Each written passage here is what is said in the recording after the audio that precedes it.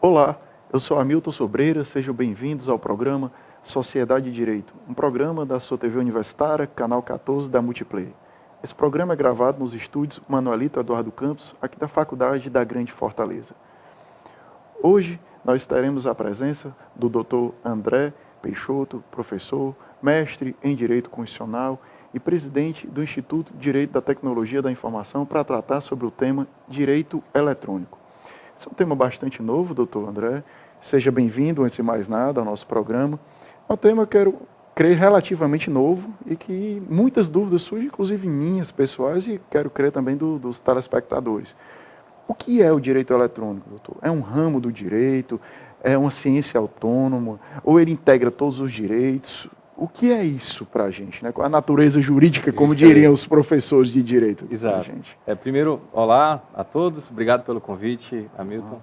E o direito eletrônico é realmente um dos ramos do direito, da ciência do direito. Mas eu costumo dizer que ele é um ramo que vai ter um ciclo de vida, de surgir e depois ele se encerrar. Mas é um ramo do direito que estuda todas as relações que envolvem o direito digital, a parte digital, eletrônico, esse ambiente virtual, não só a internet, mas também, principalmente a internet, mas tudo que envolve a tecnologia da informação. Por isso que muitos dizem que o ramo, um outro nome para direito eletrônico é direito da tecnologia da informação. Tudo que envolve transmissão de informação com esses meios digitais. O primeiro modo, assim, quando vem assim, a cabeça da gente, a gente está distante disso, André? Ou não? Ou a gente que pensa, a gente que coloca essa distância da tecnologia, da informática, ou não? Ou isso está mais próximo da gente do que a gente pensa? Olha, pelo contrário, a gente está muito próximo dessas questões de direito, porque da mesma forma que o direito permeia todas as relações na vida da sociedade civil, da vida da sociedade como um todo, o direito eletrônico, à medida que você tem uma inserção maior das pessoas aos conteúdos, e o Brasil é um dos que mais avança, pessoas que utilizam a internet, o acesso à internet tem sido cada vez maior, smartphones, a utilização de redes sociais, a utilização de serviços eletrônicos por meio de terminais, serviços governamentais por meio de terminais eletrônicos. Então, a nossa sociedade, ela está muito permeada no contexto do direito eletrônico, sim. A gente vota pelo sistema eletrônico, o imposto de renda é pelo sistema eletrônico, então a sociedade civil é a sociedade brasileira é altamente informatizada. Ainda falta muito para que a gente possa democratizar melhor esse acesso, mas estamos caminhando em passos largos. Então, ela está presente no nosso dia a dia. Você falou aí para mim de urna eletrônica, falou de sistemas governamentais, ou seja, declaração do imposto de renda, por exemplo, é feito, algumas declarações previdenciárias. Algo que eu percebo ainda, sabe, principalmente os mais conservadores, com relação à segurança disso, doutor André, ainda é seguro esse ambiente virtual? Porque se a gente perguntar ao pessoal um pouco mais antigo, vai dizer, não, eu não faço pagamento pela internet, eu não quero fazer minha declaração de imposto de renda, eu preferia quando era manual. Como é que está isso hoje, aqui no Brasil, para a gente? Olha, no Brasil, por exemplo, você falou o exemplo de fazer pagamentos e transferências pela internet. Eu acho, no Brasil é mais seguro você fazer pela internet, porque no máximo você vai ter um dano patrimonial. Mas com a violência que a gente vê aí, você ir a uma agência, você expõe a sua vida. Então, segurança por segurança acaba sendo mais seguro o meio eletrônico. O Brasil ele é muito desenvolvido na parte de internet eletrônica, o banco eletrônico, que é o Internet Banking. O Brasil ele é muito avançado nesse sentido. A gente vê fraudes pontuais que acontecem, como acontece nas transações manuais e tudo mais. Mas o nosso sistema é robusto e confiável. Na parte governamental do serviço público, o Brasil, há mais de 20 anos, optou por desenvolver um negócio chamado e-government, que é o governo eletrônico. É trazer cada vez mais serviços governamentais à população por meio da internet. E também precisa apostar e investir na inclusão digital, isso é importante. Mas o que é esse governo eletrônico? Perfeito. É disponibilizar esse serviço. Hoje você vê o quê? O ápice da democracia se dá nas urnas, nas eleições. E ela é toda eletrônica no Brasil. A declaração do imposto de renda, o imposto de renda é uma das principais fontes de arrecadação do governo. É toda eletrônica. Você tem uma série de serviços, informações, você tem o legislativo com as suas transmissões online, com projetos de lei que você pode acompanhar em tempo real. Então você vê no governo brasileiro como um todo, nos 3 poderes, a parte toda de jurisprudência no Brasil, o processo eletrônico. Então você vê um esforço do governo brasileiro, isso há mais de 20 anos, em se ter serviços disponibilizados eletronicamente. E a segurança disso? Ora, se você fizer um paralelo com o governo americano, em que fez um sistema que é o Obamacare, que é o plano de saúde, o sistema de saúde americano, público, e houve um grande problema no governo Obama. E era a menina dos olhos do Obama, né? A menina né? dos olhos do Obama, um projeto que vinha desde o Bob Kennedy, e ele fez de uma forma informatizada, o sistema ficou alguns dias fora do ar. O próprio governo Obama foi questionado, foi uma das maiores crises do governo Obama, porque ficou fora do ar por alguns dias o sistema deles.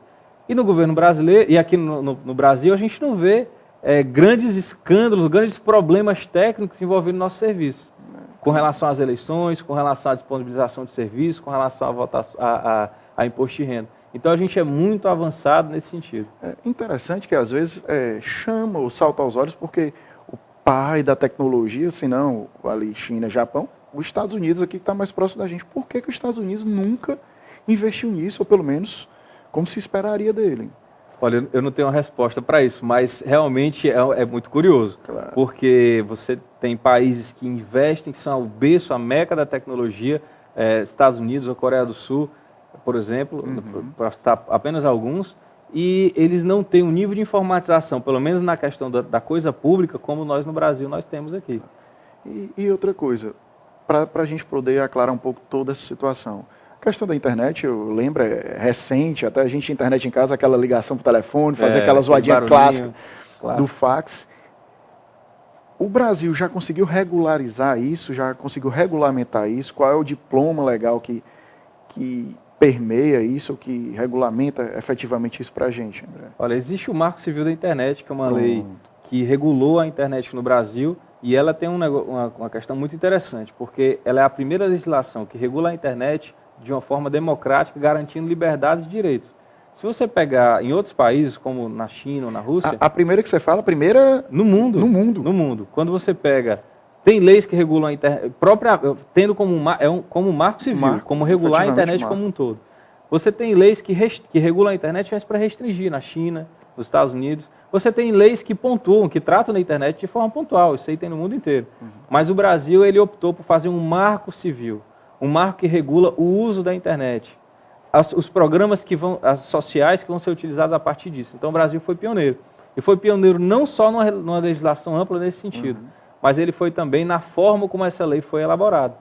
Porque ela foi resultado de um amplo debate nacional. Foi feita uma caravana, o deputado Molon, que foi o autor do projeto, ele se preocupou em fazer uma caravana por todo o Brasil. Esse deputado era do PT, né? Se não me engano, era do PT, recentemente ele se desfiliou ao PT, Okay. Mas ele fez uma grande caravana, viajou o Brasil, ouvindo não só as pessoas na área do direito, mas pessoas na área de tecnologia, a sociedade civil organizada, nas mais diversas formas, na comunidade acadêmica, para se encontrar as empresas de tecnologia. Isso é importante saber, até porque assim, uma das partes do direito é a interpretação do direito. Isso. E a gente saber a interpretação histórica, ou teleológica, ou finalística, né, desse meio é importante. Exatamente. A gente compreender o processo legislativo, claro. O debate que fez com que chegasse ao texto final, ele é muito, muito relevante. E é bonito um projeto de lei moderno nesse sentido. Então o Marco Civil, ele é perfeito? Não é, certo?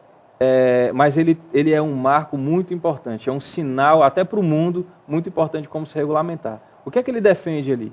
Ele faz uma defesa veemente da liberdade de expressão, ele faz uma defesa veemente da privacidade, ele tem alguns mecanismos para poder promover essa defesa, identificação do usuário quando tem algum determinado crime ou um abuso de direito. Então o Marco Civil ele é uma lei muito principiológica, ele não é uma lei, no Brasil a gente tem uma tradição de leis muito detalhadas e minuciosas, regulando cada detalhe.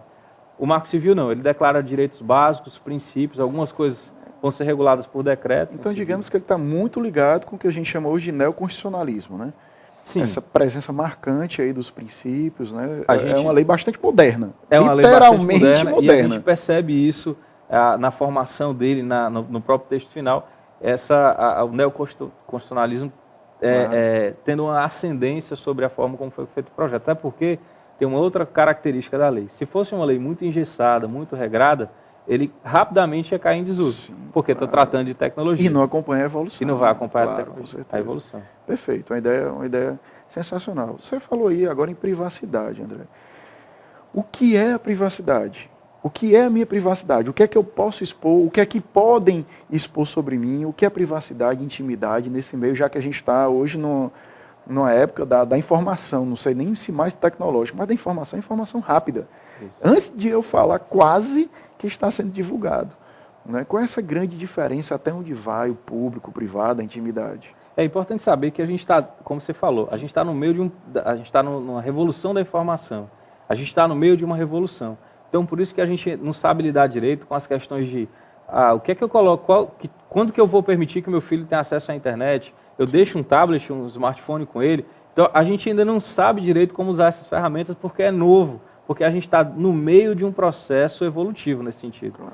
A privacidade, e isso está mexendo com muita coisa no direito, a privacidade é um deles. O que é que você imagina, qual é o conceito tradicional de privacidade? A privacidade é algo que se exerce por trás da porta amiga, você vai ver alguns livros mais antigos do direito, por trás da porta amiga, na minha casa, na casa de um parente, do familiar, do amigo. Ali é a minha vida privada, ali é onde ela se exerce.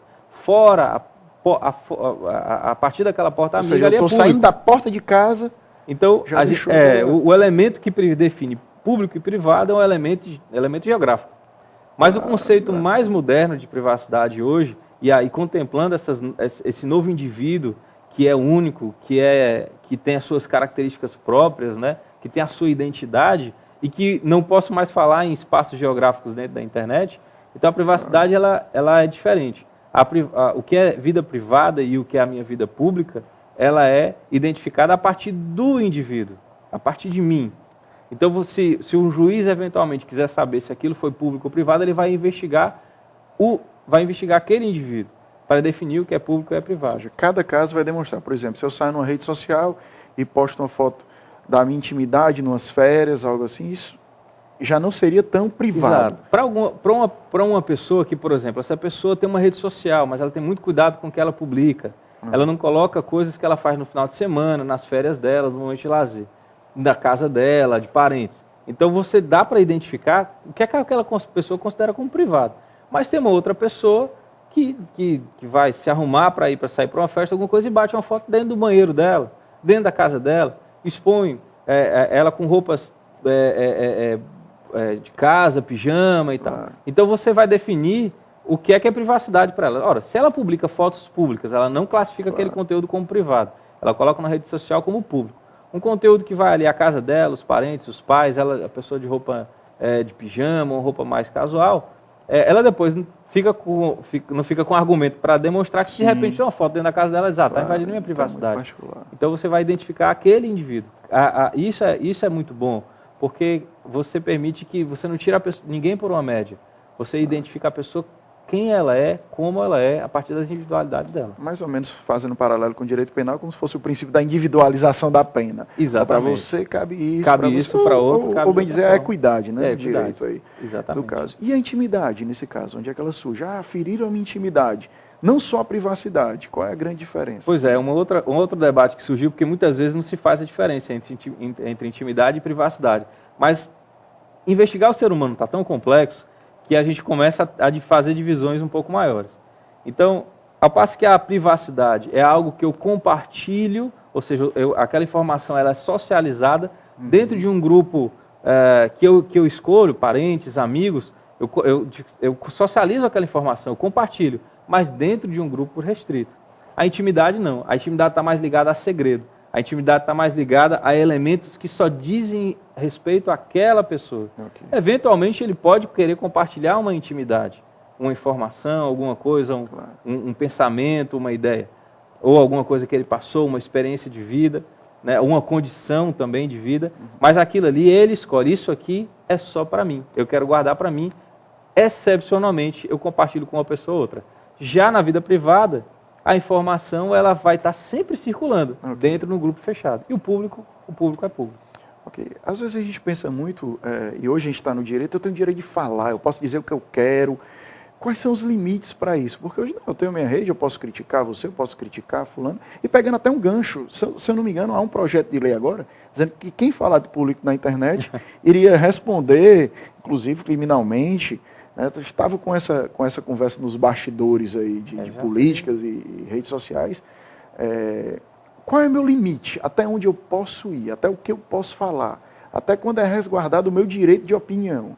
Pois é, o que aconteceu interessante porque as mídias antigamente eram muito restritas, né? Então, quem tinha acesso a poder expressar sua opinião era um grupo que teria que passar por um conselho editorial, no jornal, numa televisão, num programa, e é tudo muito mais inacessível para a população em geral.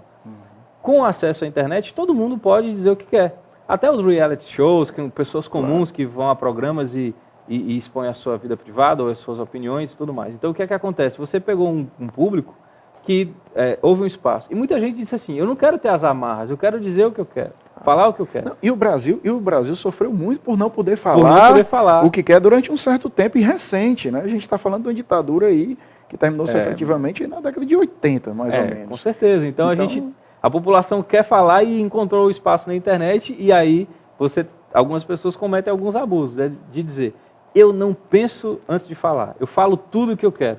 Bom, o direito a liberdade de expressão, o direito que a pessoa tem para manifestar sua opinião, ela tem limite, sim. Ela tem limite na privacidade da outra, na intimidade da outra, na questão das ofensas. Então, esse é o limite.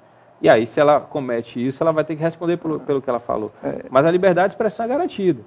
Mas você tem que ter muito cuidado com o interlocutor. Juridicamente, você tem que ter cuidado se você não está praticando algum crime, se você não está invadindo a privacidade, expondo a intimidade daquela pessoa. E também, fora da questão eminentemente jurídica, é você verificar se aquela informação realmente é pertinente ser colocada, porque você pode estar expondo desnecessariamente uma pessoa. E a gente tem visto muito isso. As pessoas compartilham informações sem ter certeza da realidade daquilo, e aí vai além do privado, vai além da intimidade, né? Ela extrapola no seu direito de opinião. Exato.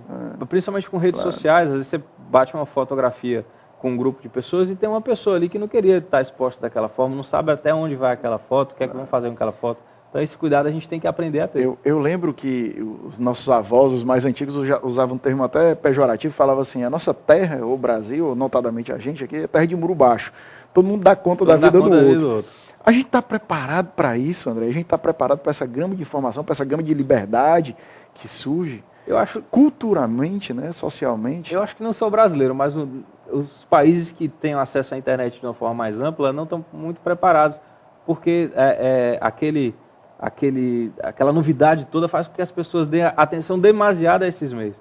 Mas essa questão do muro baixo é muito interessante, porque o brasileiro, ele é de fato um dos maiores usuários de redes sociais do mundo. É exatamente o muro baixo, é ver o que o outro está fazendo, querer expor o que você está fazendo, é cultural. Por isso que as redes sociais veem no Brasil um grande mercado, porque o brasileiro naturalmente abraça essas redes sociais, compartilha, gosta de mostrar as informações.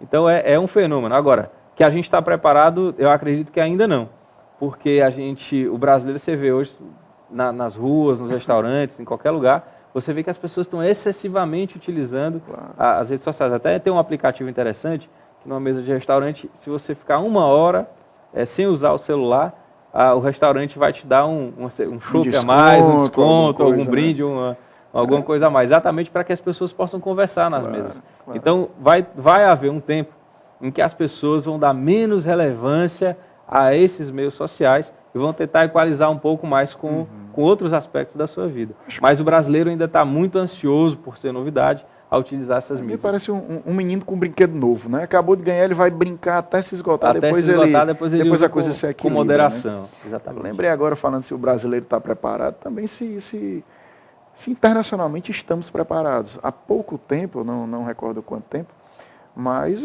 foi noticiado no mundo todo que o governo dos Estados Unidos estaria invadindo contas, estaria observando troca de e-mails. Como é que a gente pode se proteger disso, André? Pois é, tem alguns autores que dizem que a era da privacidade já acabou.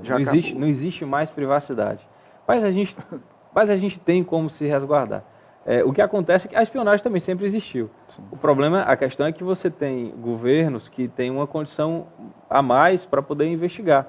E a nossa vida está muito online. Então, a gente tem que ter muito cuidado. Realmente, as informações estão circulando por aí, então. A era da privacidade está se encerrando, é muito pesado dizer isso. Mas, basicamente, você consegue quase todas as informações sobre as pessoas, porque você faz um cadastro, o seu endereço, o seu CPF, o que você faz.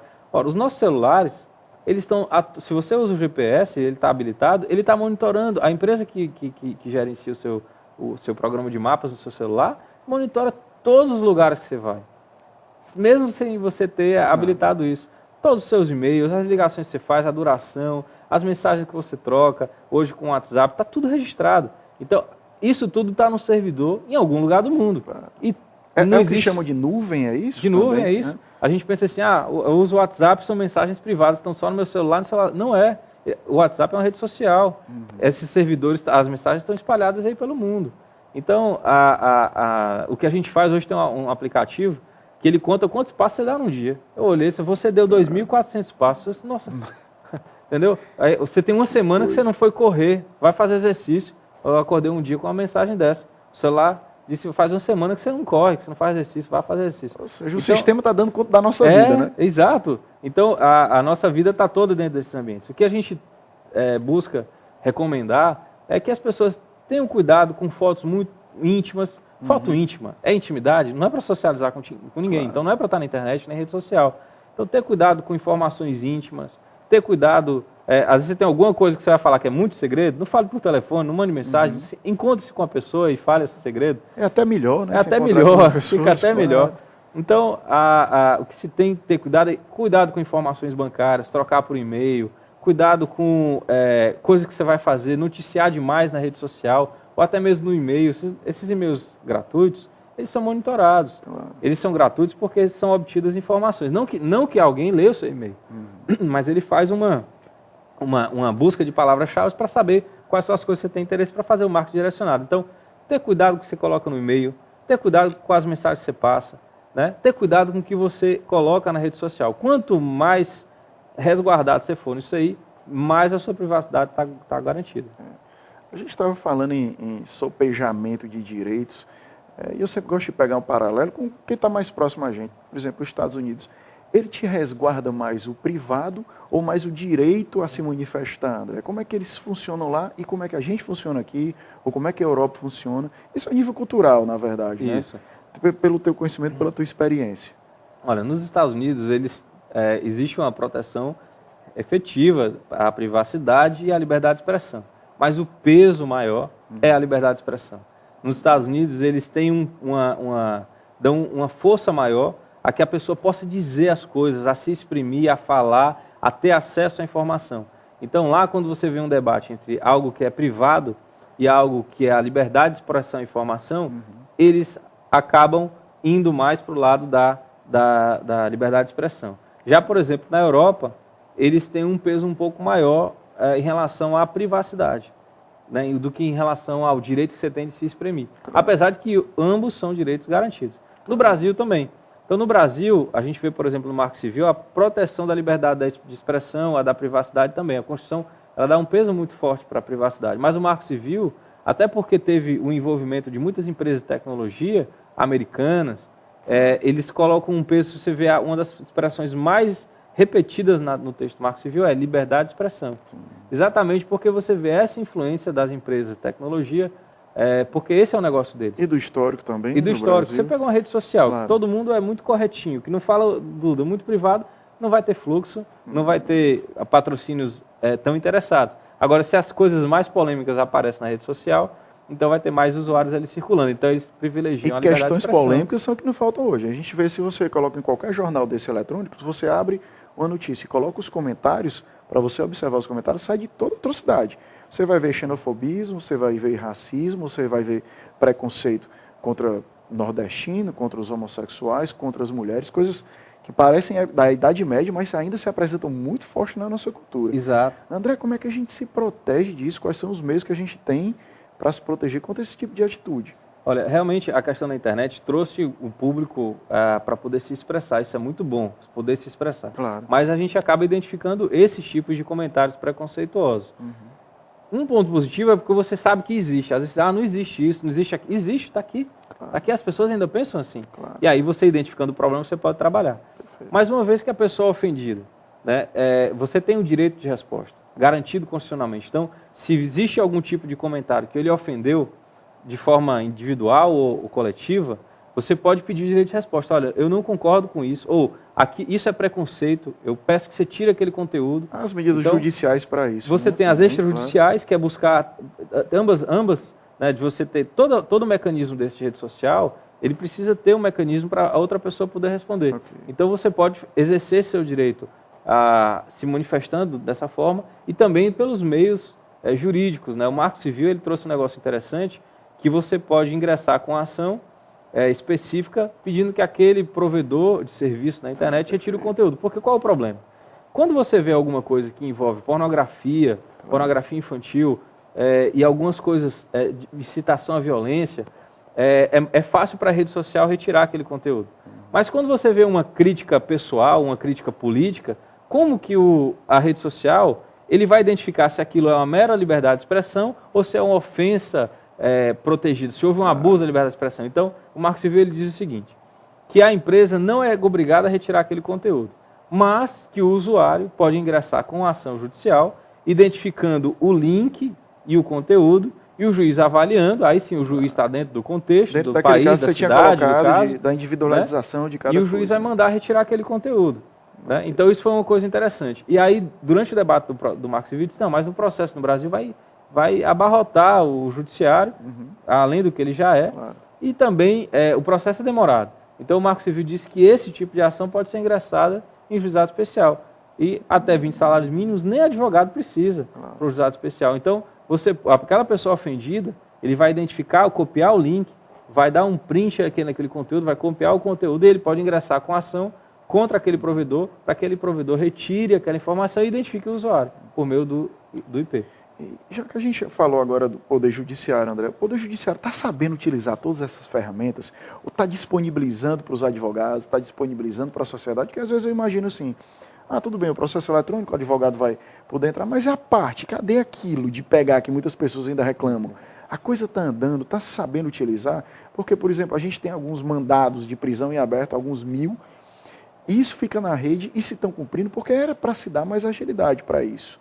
Como é que o teu ver de advogado que atua nessa área, para a gente que não atua tanto, né, eu não tenho conhecimento, atua porque acaba tendo uma certa fluência nisso, mas não tanto conhecimento. Então, qual é a resposta do Poder Judiciário diante dessa situação hoje eletrônica para a sociedade? Tem acompanhado o mesmo ritmo? Olha, o Judiciário brasileiro, acompanhando essa questão do governo eletrônico, ele também foi um dos primeiros do mundo, por exemplo, a STJ foi o primeiro no mundo a ser um tribunal totalmente informatizado. O Brasil ele foi pioneiro nisso também. Então, o CNJ, a partir da sua criação, pouco depois, já começou a se falar em processo eletrônico. Aqui no Ceará, a gente teve o primeiro juizado com processo eletrônico em 2007. Então, houve um avanço muito grande nesse sentido. A questão talvez por um pouco de pressa, ou de não ter preparado bem esse cenário, muitos advogados se sentiram fora desse processo.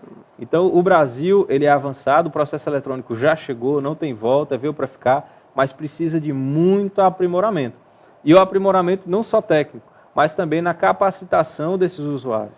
Porque você tem um universo de advogados, de juízes, de servidores, que precisam estar mais ambientados e precisam de ferramentas melhores para poder usar com mais familiaridade essas ferramentas. E as ferramentas também precisam ser mais intuitivas para serem utilizadas e mais seguras. Mas nisso eu fico feliz em ver esse progresso no Brasil. Tem muita coisa para consertar, mas o fato da gente ter praticamente todos os tribunais com processo eletrônico, isso é um motivo de satisfação. Claro. É importante verificar o Brasil como pioneiro nisso tudo, e como a informação, nós estamos na época da revolução da informação e tudo é muito rápido, infelizmente, nosso tempo também já está se esgotando. Dr. André Peixoto, 30 segundos para suas considerações finais e de já o meu muito obrigado pela conversa, pelo esclarecimento do direito eletrônico aqui com a gente. Olha, primeiro eu queria agradecer o teu convite, Dr. Hamilton, e é uma satisfação sempre estar aqui, estar de volta, e eu estou à disposição. Eu acho que é importante que as pessoas, e principalmente o estudante de direito, ele tenha essa atenção especial para a área do direito eletrônico. Não, como eu estava comentando aqui antes da gravação, que o direito eletrônico ele vai se acabar. porque ele vai permear. Você não vai poder falar em direito criminal, direito penal, sem falar na questão eletrônica. Não vou poder falar em direito civil sem falar em questões eletrônicas. Não posso falar em processo sem falar em processo eletrônico. Então, todos esses ramos, tudo que a gente está falando hoje, ele vai ser absorvido pelas matérias tradicionais do direito, pelas divisões tradicionais de direito. Então, é muito importante que todos estejam muito atentos. E a sociedade como um todo também, porque estamos nesse contexto. Mais uma vez, obrigado. Obrigado, André. A casa é sempre sua. A todos que nos acompanharam hoje, meu muito obrigado. Caso queiram entrar em contato com a gente, faça através das redes sociais, Facebook, Instagram ou Twitter, FGF, Faculdade da Grande Fortaleza. Muito obrigado a todos. Até breve.